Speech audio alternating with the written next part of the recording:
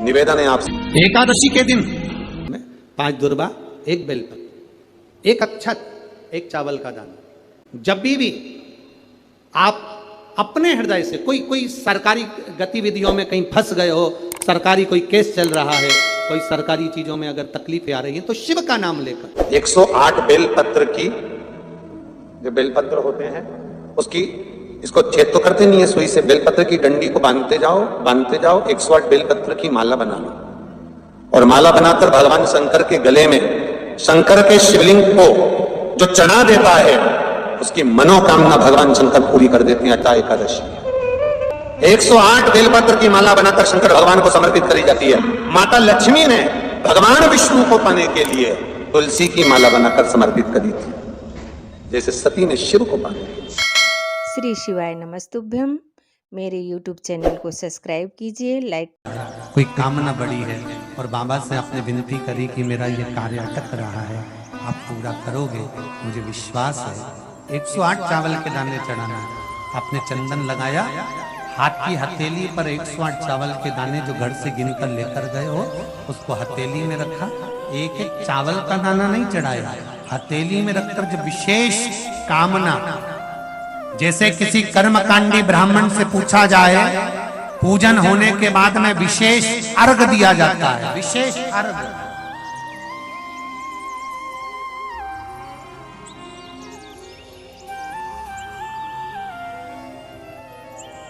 उसी तरह विशेष कामना के लिए दुख कटता ही नहीं है, दुख कट ही नहीं रहा।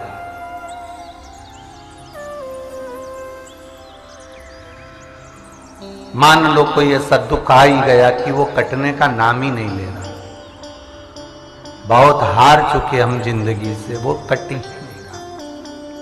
थोड़ा ठीक होता फिर दुख आता, फिर ठीक होता फिर दुख आता। तो शिव और शक्ति का स्मरण करो। बेलपत्री के पेड़ के नीचे जब भी घी का दिया लगाने जाओ तो 2 बाती एक ही दिए के अंदर, एक चावल का दाना उसमें डालकर अपनी कामना कर फिर जलाओ। 3 या 4 सोमवार करके देख लो क्या जा रहा है। अगर मान लो कोई दुख ऐसा है कि वो कटने का नाम ही नहीं ले रहा है, कट ही नहीं रहा है, कभी कुछ तकलीफ, कभी कुछ, बाबा का, शिव और सती का, शिव और पार्वती का, शिव शक्ति का, शिव अन्नपूर्णा का स्मरण कर लगाओ। जैसे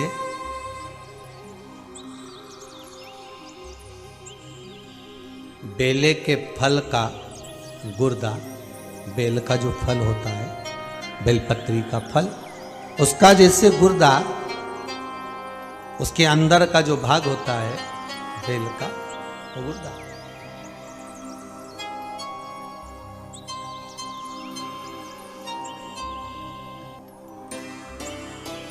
उसको अग्नि में जलाकर उसकी भस्म तैयार कर छान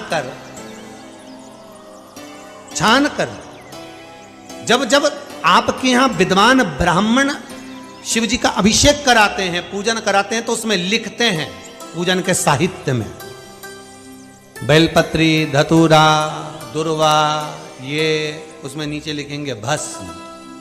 लिखते कि नहीं लिखते? लिखते हैं ना, भस्म अभिषेक में चाहिए रहते। तब उस भस्म का थोड़ा सा भी भाग आप अगर शिव को समर्पित कर रहे हो तो ये जान लें कि शंकर मनवांछित फल प्रदान कर रहे हैं, शिव फल प्रदान कर रहे हैं।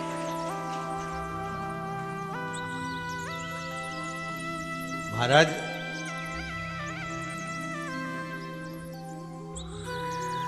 बेलपत्री के वृक्ष के नीचे बैठकर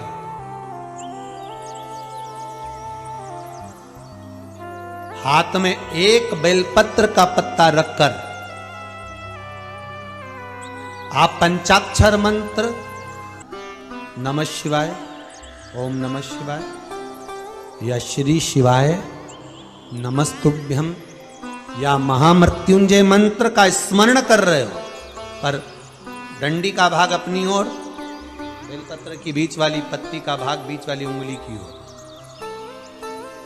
रखकर अगर आप स्मरण कर रहे हैं और अपनी कामना कर कर बेलपत्री के वृक्ष के नीचे बैठकर उस पत्ते को सम्मुख रखकर बाबा से विनय कर कर एकांत में उस बेलपत्री के वृक्ष की छांव में,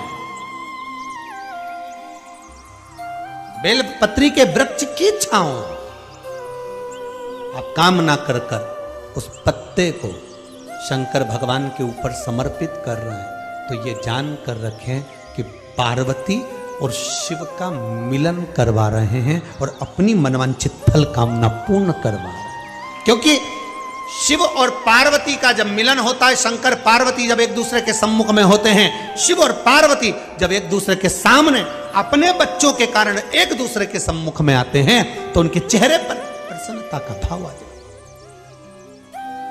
फल, मनवांचित फल की कामना आप जिस कामना के लिए कर रहे हैं, विवाह के लिए, नौकरी के लिए, सर्विस के लिए, व्यापार के लिए, रोग मुक्ति के लिए, आप जिस कामना से कर रहे हैं, बस उससे कह कर कभी सोमवार का दिन हो, क्योंकि शंकर जी को सोम प्रिय है, सोमवार का दिन, चंद्र का वार शिव जी को प्रिय, शिव जी को प्रिय है। दुकान पर 24 घंटे बैठो तो व्यापार नहीं होता, घर में लक्ष्मी नहीं टिक रही हो, पैसा नहीं आ रहा हो, तो बड़ के पेड़ के नीचे, पीपल के पत्ते के ऊपर, बड़ के पेड़ के नीचे की मिट्टी को गीला कर कर पीपल के पान पर, पीपल के पत्ते पर एक शंकर जी के शिवलिंग का निर्माण करो। क्या बनाना है? शंकर भगवान का शिवलिंग। शिवलिंग बनाकर उसकी बटकेश्वर महादेव के नाम से पूजन करो।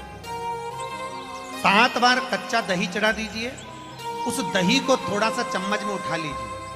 उस दही को लाकर जहां तुम्हारा व्यापार है, जहां तुम कमाने के लिए बैठते हो, दुकान पर बैठते हो, उस दुकान पर उस दही से स्वस्तिक बना दीजिए। और इस पीपल के पत्ते पर जो बटकेश्वर महादेव का तुमने निर्माण करा है, इसको ले जाकर विसर्जन कर दीजिए।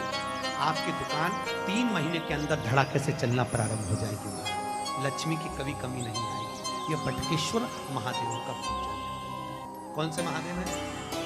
जम के बोलिए, बटकेश्वर।